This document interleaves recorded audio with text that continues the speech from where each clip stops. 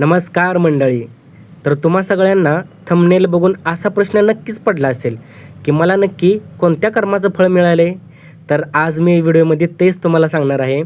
तर तुमचं पुन्हा एकदा आपल्या व्हिडिओमध्ये खूप खूप स्वागत आहे. व्हिडिओ शेवटपर्यंत बघा. या व्हिडिओमध्ये तुम्हाला मी हेच सांगणार आहे की मला नक्की कोणत्या कर्माचं फळ मिळालं. त्या अगोदर हे बघा, हे आहे आपल्या घरासमोरची एक छोटीशी बाग, जी की मी माझ्या हातांनी लावलेली आहे. मित्रांनो, आम्ही काय रानात राहत नाही बरं का, आम्ही शहरामध्येच राहतो. त्याच्यामुळं आमच्याकडं अशी काही भरपूर जागा नाही झाडे लावायला. जे आहे ती एवढी थोडीच जागा आहे बरं का, आणि त्याच्यामध्येच आम्ही भरपूर अशी झाडे लावलेली आहेत. ते मी तुम्हाला व्हिडिओमध्ये दाखवणारच आहे पुढे. तर सगळ्यात आधी आपण सुरुवात करूया ह्या लिंबूच्या झाडापासून. तर हे बघा मित्रांनो, हे आहे आमच्या घरासमोरचं आम्ही लावलेलं लिंबूचं झाड. आता जवळजवळ ह्या लिंबूच्या झाडाला आहे ना, एक 4 ते 5 वर्ष झाली असतील बरं का. हे जवळजवळ 4 ते 5 वर्षाचं लिंबूचं झाड आहे. आणि ह्याला बघा अशी लिंबू लागलेत बघा, छोटे छोटे आहेत अजून. ह्या झाडांना आम्ही कोणत्याच प्रकारचं औषध वगैरे, युरिया वगैरे तसलं काहीच टाकत नाही.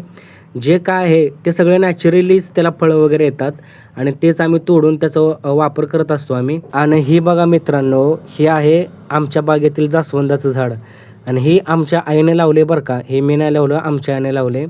आणि हे डाळिंबाचं झाड आहे, हे सुद्धा आमच्या आईनेच लावले. इथं एक गोष्ट मला तुम्हाला आवर्जून सांगायची आहे बरं का, ही जे मी पान तोडतोय का, ते ओवीचं झाड आहे बरं का, ओव्याचं नाही.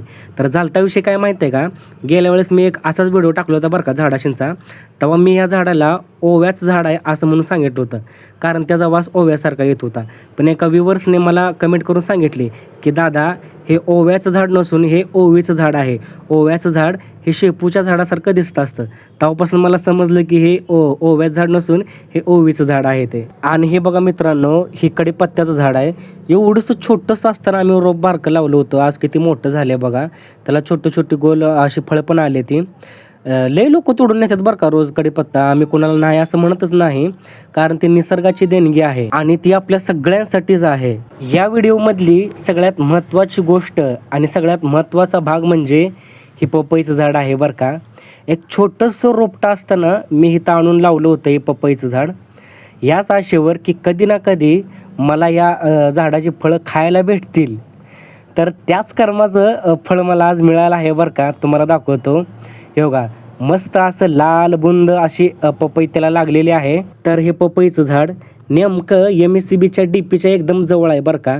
त्याच्यामुळे MSCBवाली लोक कितीतरी वेळा आम्हाला सांगून गेलेत, ते वायरमॅन वगैरे येऊन, की इथून झाडं काढून टाका, नाहीतर आम्ही तर काढून टाकतो.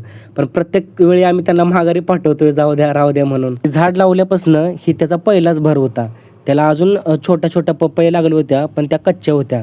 हीच पपई सगळ्यात मोठी होती आणि पिकलेली होती, त्याच्यामुळे तिला तोडली. खरं तर मला लय आनंद झालता बरं का, कुठंतरी आपल्या कर्माचं फळ आपल्याला मिळालं म्हणून. गौरी पण होती बरं का आपल्यासोबत, सगळा व्हिडिओचा शूट तीच घेत होती.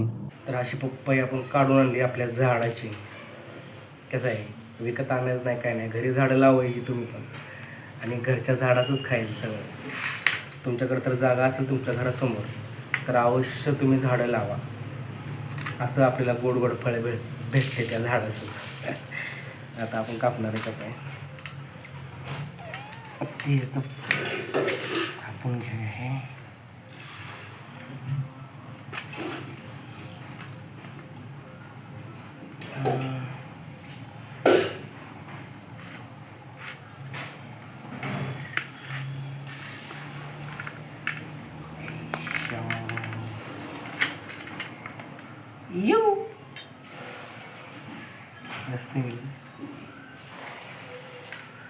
लाल बुंद आहे बघा, ह्याच्यामध्ये बी जास्त आहे. तर आपण हे बी काढू.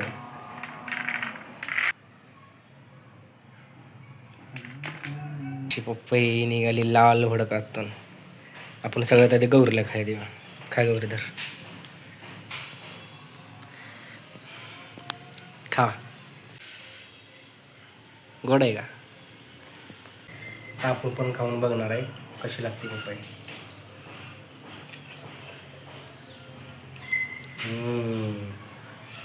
हे पण गोड झाड आहे.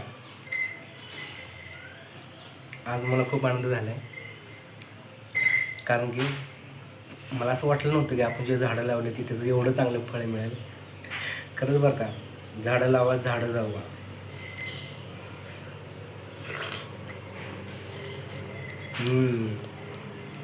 तुमच्याकडे जरी थोडी जरी जागा असेल घराच्या आसपास तर तिथं झाडं अवश्य लावा.